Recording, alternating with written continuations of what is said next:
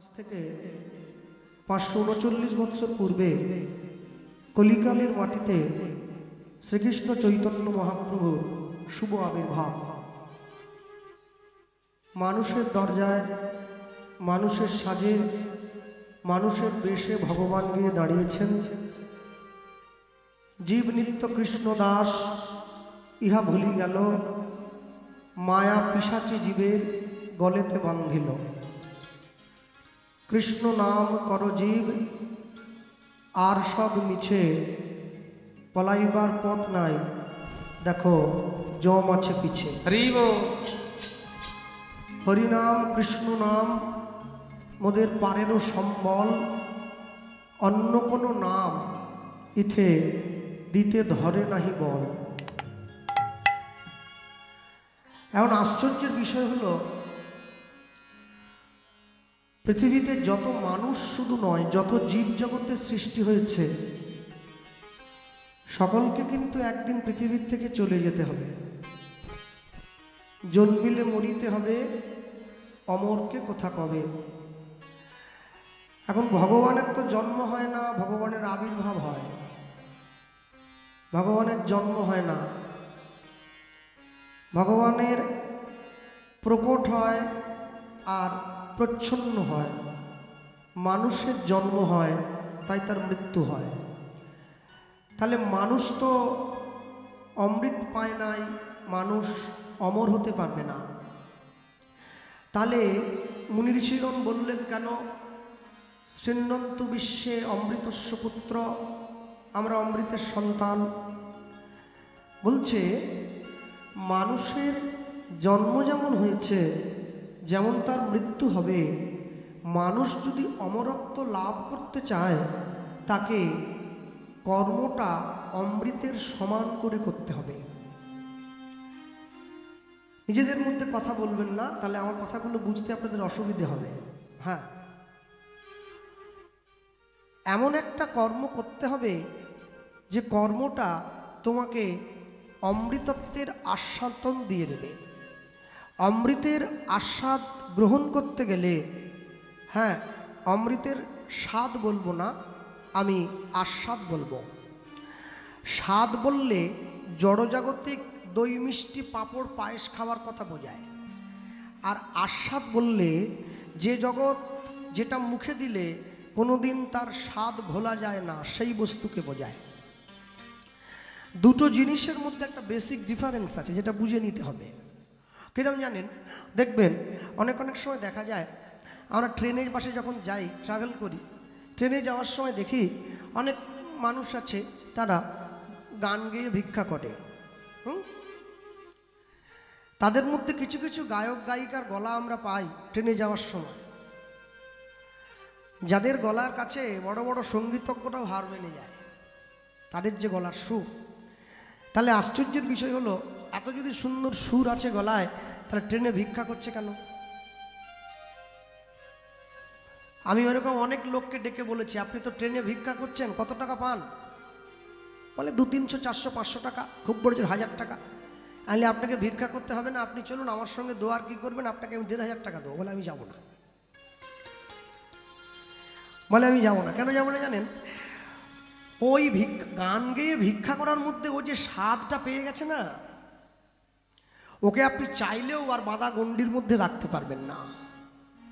200 পাক আর 300 পাক। তাহলে এত সুন্দর যদি কণ্ঠ, ও ট্রেনে কেন গান গাইবে, ভালো কোনো জায়গায় যেতে পারলো না? বলছে ওর কর্ম ওকে ওর উপরে উঠতে দেবে না। জগতে এমন একটা কর্ম করতে হবে যে কর্ম তোমাকে টেনে ওপরের দিকে নিয়ে চলে যাবে। যত বড় সাপ হোক আর যত ছোট সাপ হোক, সাপ সবসময় এঁকে বেঁকেই চলে, সোজা চলতে পারে না। কেন বলুন তো? সাপের কর্মটাই হচ্ছে এঁকে বেঁকে চলা। আপনি চাইলেও তাকে সোজা করতে পারবেন না। অতএব যে মানুষ একবার দুষ্কর্মের পথে নেমে গেছে, তাকে চাইলেও আপনি সুপথে ঘুরিয়ে আনতে পারবেন না। আর যদি সে কোনোদিন আসে, তাহলে বুঝবেন কোনো না কোনো জন্মে সে একটা কোনো না কোনো ভালো কর্ম করেছিল, যেই কর্ম তাকে দুষ্পথ থেকে ফিরিয়ে আবার বিপদ থেকে সুপথগামী করেছে। কর্ম আমাদের জীবনের সব থেকে বড় গুরুত্বপূর্ণ। হ্যাঁ, it's must be important in our life. কর্ম এমন একটা জিনিস, আপনি সারা রাত জেগে যদি পরীক্ষার আগে পড়াশুনো করেন তাহলে আপনি পরীক্ষার আগে ভালো নাম্বার পাবেন, তাহলে আপনি ভালো কর্ম করেছিলেন, ফল ভালো হলো।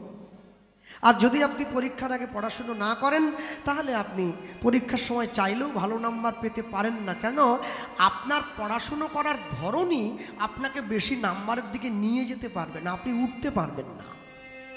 তাই জগতে যদি মানুষের মধ্যে বেঁচে থাকতে হয়, হ্যাঁ, লোকে আমায় নিন্দা করে, সে নিন্দা নয় মিছে, সবার নিন্দা সহন করে রব সবার পিছে।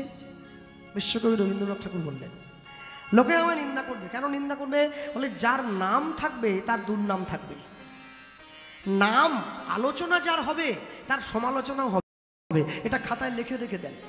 অনেক জায়গায় দাঁড়িয়ে চায়ের দোকানে আলোচনা হয়, আরে জানিস এই রামকৃষ্ণর বাড়িতে যে কীর্তনীয়টা প্রথম দিন গান গাইলো, ভালো গেয়েছে, খারাপ নয়, মোটামুটি বসে শুনলাম 3 ঘন্টা, ভালো লেগেছে।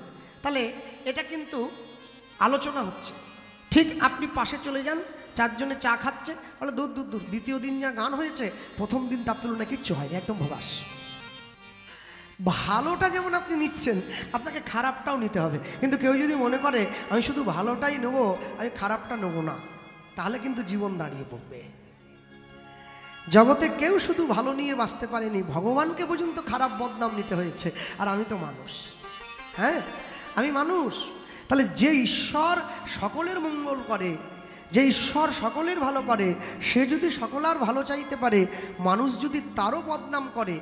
হ্যাঁ, আমি সংসারে দেখেছি অনেক ক্ষেত্রে অনেক বয়স্ক দাদু ঠাকুমারা রয়েছে, তারা জীবনে ভক্তিপথে যায় নাই, তারা ভগবানের নাম আশ্রয় করে নাই, ভগবানের নাম গ্রহণ করে নাই। যখন নাতনি গিয়ে সেই ঠাকুমার পায়ে হাত দিয়ে প্রণাম করে, ঠাকুমা তার নাতনিকে আশীর্বাদ করে, কি তুই 100 ছেলের মা হবি। এটা আশীর্বাদ হলো না, এটা অভিশাপ হলো। হ্যাঁ, একে আমি আশীর্বাদ বলি না। কিন্তু কেন? আরে একটা ছেলে নিয়ে পাচ্ছে না, পুরো পাড়া জ্বালিয়ে ছেড়ে দিচ্ছে, তুমি আশীর্বাদ করছো 100 ছেলের মা হবি। 100 ছেলের জন্ম দিয়ে কি হবে? জন্ম যদি দিতে হবে, একটা সন্তানের জন্ম দেবে রামের মতো, একটা সন্তানের জন্ম দেবে কৃষ্ণের মতো, একটা সন্তানের জন্ম দেবে চৈতন্য মহাপ্রভুর মতো, একটা সন্তানের জন্ম দেবে বিশ্বকবি রবীন্দ্রনাথের মতো, একটা সন্তানের জন্ম দেবে সুভাষচন্দ্র বসুর মতো। দেখবে একটা সন্তানই 100 সন্তানের কাজ করে দিচ্ছে। আর তুমি যদি এমন একটা সন্তানের জন্ম দাও যে সন্তানের জন্য তোমার দুর্নাম হয়, তোমার সুনাম হয় না, তাহলে বুঝবে তুমি যোগ্য পিতামাতা হতে পারো নাই। যোগ্য পিতামাতা হতে গেলে পিতামাতাকে যে অনেক কষ্টসাধ্য করতে হয়, ঠিক তেমনি কলিযুগের মূর্খ তিতাবদগ্ধ জীবগুলোকে হরিনাম দিতে যাওয়ার সময় ভগবানকে অনেক কষ্ট করতে হয়েছে। আমি যার জন্য এতগুলো কথা ঘুরিয়ে বললাম, কারণ সোজা বলে দিলে লোক তো বুঝবে না। আর চৈতন্য চরিতামৃতকার এক বাক্যে কথাটা উত্তর দিয়ে দিয়েছেন। কি বললেন? কৃষ্ণ কহে আমা ভজে মাগে বিষয় সুখ, অমৃত ছাড়ি বিষ মাগে এত বড় মূর্খ, আমি বিজ্ঞে সেই মূর্খে বিষয় কেন দিব, স্বচরণামৃত দিয়া তারে বিষয়ে ভুলাইব। হরি বল হরি বল। এই কথাটা বলার জন্য এতগুলো কথা বলে আসতে হবে। হ্যাঁ, আর গুরুদেব বলতেন ভালো বাংলা জানতে গেলে যেমন বাংলা ব্যাকরণটা জানতে হয়, ঠিক তেমনি ভালো কীর্তন গাইতে গেলে আগে নিতাই গৌরকে ভালো করে জানতে হয় বাবা, নাহলে তুমি গাইতে পারবে না। তাই অনেকটা মুখস্থ করলে, তুমি অনেকটা পড়াশুনো করলে, তুমি অনেক ভালো গান জানো, অনেক ভালো রবীন্দ্রসঙ্গীত গাও, নজরুল গীতি গাও, আধুনিক গান গাও, ক্লাসিক গান গাও, লাইভ ক্লাসিক গাও, পিওর ক্লাসিক গাও, ফোক গাও, পল্লীগীতি গাও, বাউল গাও, কিন্তু তুমি আমার নিতাই গৌরকে জানলে না, তোমার সব নষ্ট, সব বৃথায়, কোনো দাম নেই এর কোনো দাম নেই। জীবনের শেষে তুমি যখন দাঁড়িয়ে হিসেব করবে, তুমি দেখবে এর নিট ফলস্য 0, এর অন্তঃসার 0, এর কোনো লাভ হলো না। কেন জানো? নিতাই গৌর তোমাকে যদি কৃপা না করে, তুমি কোনোদিন কীর্তনের আস্বাদন লাভ করেও করতে পারবে না। নিতাই গৌর তোমাকে যদি কৃপা না করে, যদি নিতাইয়ের করুণা হবে, ব্রজে রাধা কৃষ্ণ পাবে, ধরো নিতাইয়ের চরণ দুখানি। তাহলে এই জগতে কেউ যদি আসল জিনিসটা বুঝে নিতে চায়, আমরা আসরে দাঁড়িয়ে সবসময় কীর্তনের শুরুতে বলি, যিনি কীর্তন গায় তাকে বলি, দাদা একটু তত্ত্ব কথা বলবেন। এই যে কালকে রাধাপদ যেটু গাই, হ্যাঁ, ওরে তত্ত্ব তত্ত্ব মানুষে বলে দাদা এটা তত্ত্ব কথা বলবেন, আসল তত্ত্ব কথাটা কি? আসল তত্ত্ব কথাটা হলো এটাই যে আমার জীবনকে এই কষ্ট বিভীষিকাময় সংসার থেকে আরো অমৃতের পথে নিয়ে যাবে, তাকেই তত্ত্ব কথা বলে বলা। হ্যাঁ, আকাশের শোভা চাঁদ, চাঁদের শোভা তারা, বৃন্দাবনে কৃষ্ণ শোভা নদীয়াতে গোড়া, ঘাটের শোভা হাঁড়ি, গ্রামের শোভা বাড়ি, রাস্তার শোভা গাড়ি, মুসলমান ভাইদের শোভা তার বড় বড় গাড়ি। সব জিনিসের শোভা আছে একটা করে, তো আপনি পারলে চাললেও এড়িয়ে যেতে পারেন না। হ্যাঁ, হিন্দু সনাতন ধর্মের বাঙালি সমাজ নিত্য নিত্য ভোগ করে কত সংসার জ্বালা, তবু ভুল করেও তারা একবার গলায় দেয় না আমার নিতাই গৌরীর দেওয়া তুলসীর মালা। জীবনে তো সহজ নয়, জীবনকে সুন্দর করতে গেলে অনেকটা কষ্ট করতে হবে। গৌরাঙ্গ বলিতে হবে পুলক শরীর, হরি হরি বলিতে মোর নয়নে মোহিনীর। আমার দাদুগুরু বলতেন যেদিন দেখবে তুমি হরিনাম গাইতে গিয়ে, তুমি কৃষ্ণ নাম গাইতে গিয়ে তুমি গাও নাই, তুমি শুনতে বসেছ, আর শুনতে বসে সকলার অলক্ষ্যে যিনি গাইছেন তার মুখের কথা শুনে, তার মুখের গৌর প্রেমের অনুরাগের কথা শুনে তোমার চোখে জল এসেছে, সেদিন তুমি জানবে কোথাও না কোথাও একটি বারের জন্য হলেও সে তোমাকে কৃপা করেছে। আর যেদিন তুমি জানবে তার নাম বলতে গিয়ে তোমার চোখে জল এসেছে, সেদিন জানবে জগতে তোমার সামনে সমস্ত পথগুলো পরিষ্কার হয়ে গেছে, তোমাকে আটকে রাখার ক্ষমতা জগতের কারণ নেই। কারণ নেই যে যতই পিছন থেকে তোমাকে টেনে ধরুক, যদি আসরের সবাই উঠে চলেও যায়, সবাই যদি ঘুমিয়েও পড়ে, তুমি যদি একা একাই গাইতে থাকো, তুমি জানবে কেউ না শুনলেও সে ঠিক কান খাড়া করে আছে, সে তোমার কথাটা শুনছে। আর সে যখন তোমায় কৃপা করবে, সেদিনকে এই সংসার তোমার কাছে তুচ্ছ বলে মনে হবে। হ্যাঁ, কেন বলুন তো? আমরা ভগবানের নাম গাই, কিন্তু ভগবানের প্রেম আমরা চাই না। ভগবানের প্রেম যদি চাইতে হয়, তাহলে অন্তত একটা বার হলেও আমাকে নিতাই চাঁদের চরণটা ধরতে হবে। বৈষ্ণব মহাজন লিখতে গিয়ে লিখলেন, বলো আর কবে, বলো আর কবে, আর কবে নিতা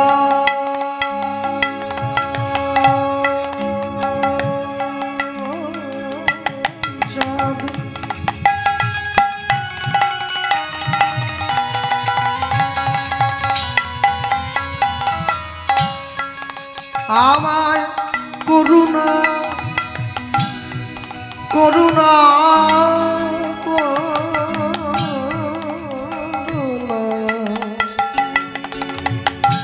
করুণা করিবে, বলো আর কবে নিতাই চাঁদ, দয়াল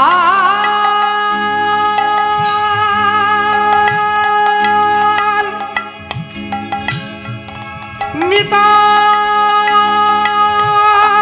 আমার। কোথায় গেল ভাইটা?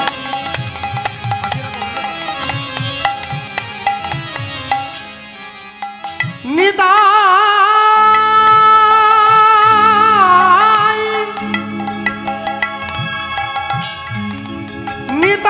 নিতাই আমার, নিতাই নিতাই আমার, নিতাই আমার, নিতাই আমার, বলো আর কবে নিতাই চাঁদ, ধরি নিতাই গৌর হরিব,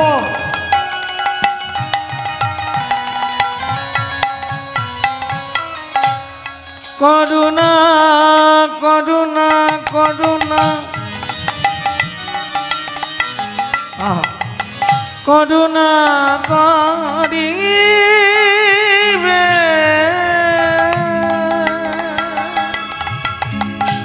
করুণা করিবে, করুণা করিবে,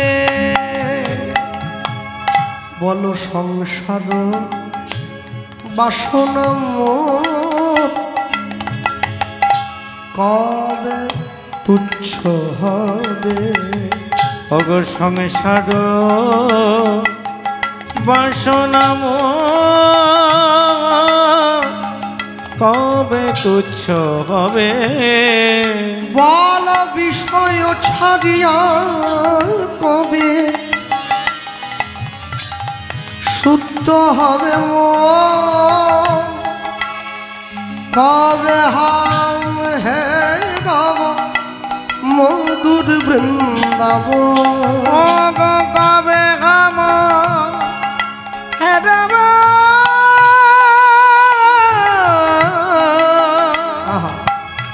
মধুর বৃন্দাবন?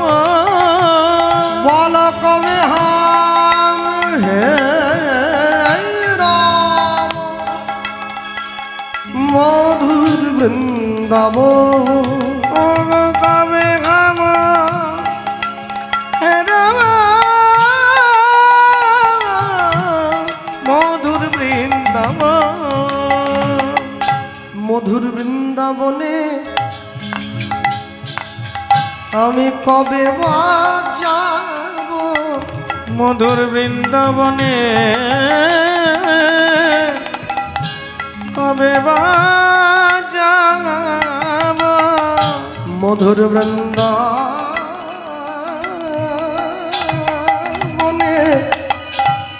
আমি কবে বা যাব? মধুর বৃন্দাবনে আমি কবে বা যাব? সেথা রাধা কৃষ্ণ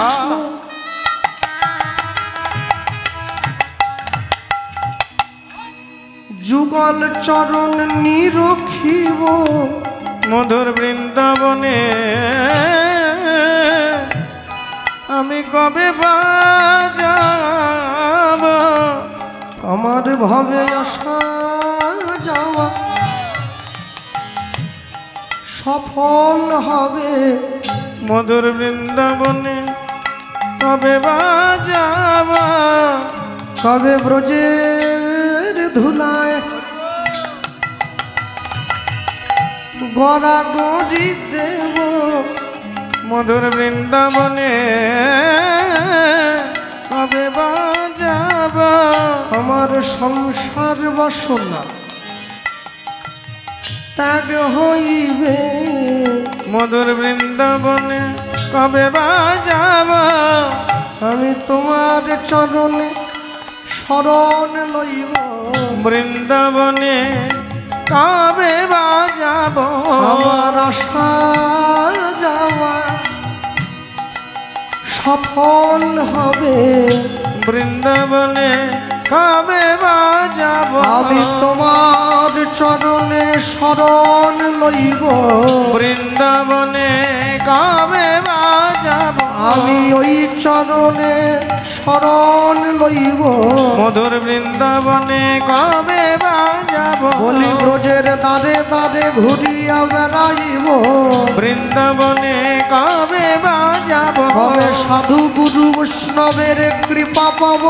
বৃন্দাবনে কবে বা যাব? আমার ভাবে আসা যাওয়া সফল হবে। বৃন্দাবনে কবে যাব?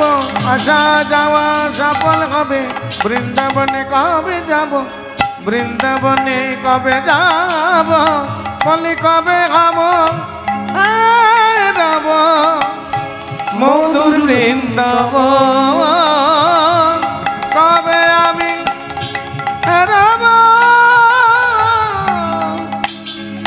মধুর বৃন্দাবন।